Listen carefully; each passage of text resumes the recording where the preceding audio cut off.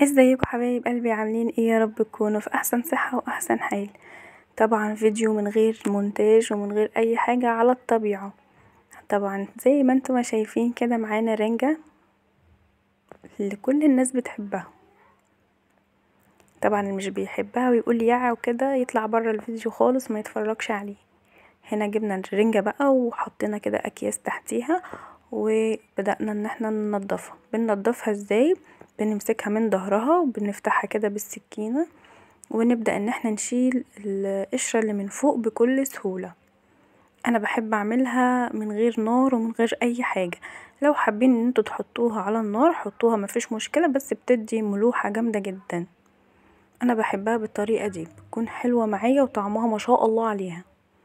لو جربتوها هتعجبكم جدا بطريقتي.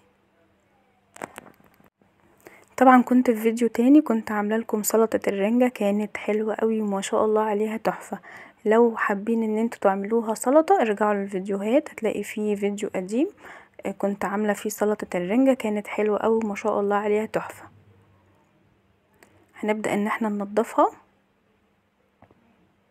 شايفين يا ولاد؟ دي زبدة يا جماعة. مين بس اللي بيتقرف من الرنجة؟ ما بيعرفش ياكل خالص اللي بيتقرف من الرنجة ده. بجد حاجة حلوة وطعمها حلو، بتحس ان انتي غيرتي مود بقى الطبيخ والاكل بتاع كل يوم.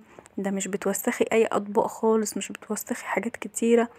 انتي بتعمليها في طبق واحد وبتعملي جنبها الطحينة بقى وبصل بقى اخضر واديها. هو ده الاكل بتاع الشتاء. سيبكم طبعا من التخن ومن الدايت ومن كل الكلام الفاضي ده. كمان بقى لما بتكوني جايباها من حد مضمون وبتتعاملي معاه على طول بتكون حلوة قوي ما شاء الله عليها. طبعا اللي هي بيكون فيها البطروخ ناعم بتكون مش مالحة. هبدأ بقى اشيل كل الحاجات اللي ملهاش اي لازمة دي وهنضفها كويس قوي. يلا بينا نقول الطحينة واحنا شغالين كده عملناها ازاي. جبت طبعا شوية من مية من الحنفية خالص. المية دي بترجع حسب الكمية اللي انت بتعمليها. تمام. وبعد كده جبت معايا توم باودر وبصل باودر وفصين من التوم بشرتهم. وكمان حطيت شوية من الملح، شوية صغيرين. وكمان حطيت الطحينة اللي عندي، قلبتها كويس قوي وبقت معايا تحفة ما شاء الله.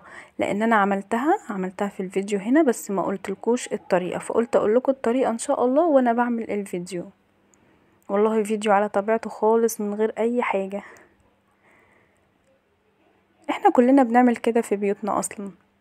بلاش بقى نجيب قطاعة ونحط عليها ونعمل ونزلوط الدنيا حوالينا. لا، هو فيديو على طبيعته وحلو جدا. انا على فكرة مبسوطة قوي وانا بعمل الفيديو ده، لان انا بحب الرنجة جدا جدا.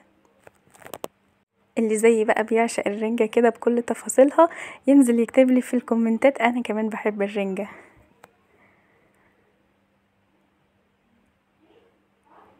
بنحاول ان احنا ننضفها كده على قد ما بنقدر، ولما بتكون من حد موثوق فيه بتكون ملحها كويس، بتكون عدمة وحلوة قوي. زي ما انتم ما شايفين كده قطعتها. وبعدين لو انتوا زهقانين من الاكل هو بجد بتكون حلوة قوي. ده البطروخ بتاعها ما شاء الله، انا اكلته كله وانا واقفة اصلا. ده البطروخ الخشن ده بيكون بتاع الرنجة اللي هي الحدقة. طبعا البطروخ ده لو هتجيبوه لوحده اللي هو المرمل ده بيكون غالي جدا لو هتجيبوه من بره. ده البطروخ الناعم بتاع الرنجة اللي هي ناعمة. وفي ناموسة عمالة تروح وتيجي كده وقرفتني بجد وزهقتني. الشتا تيجي والناموس يبدأ يجي. ما علينا من الناموسة يعني. هنا بقى الطحينة اللي قلتلكوا عليها حلوة جدا، وبتحط لها شوية من الزيت، شوية صغيرين مش كتار. ونجيب بقى الليمون بتاعنا والبصل الاخضر والعيش البلدي الطازة الصابح السخن، وتاكلي وبألف هنا وشفا. بألف هنا وشفا على قلوبكم. بجد تغيير وحلو قوي وطعمها دلع كده وطعمها تحفة ما شاء الله. والبطارخ المرملة او الناعمة الاتنين زي الفل، طعمهم حلو قوي ما شاء الله. حابين بقى تعملوا جنبيها كده شوية بطاطس محمرة كده خلاص. انا بحبها كده من غير بطاطس من غير اي حاجة، اهم حاجة عندي البصل الاخضر والطحينة. وكمان بقى عيش السخن بيكون حلو قوي.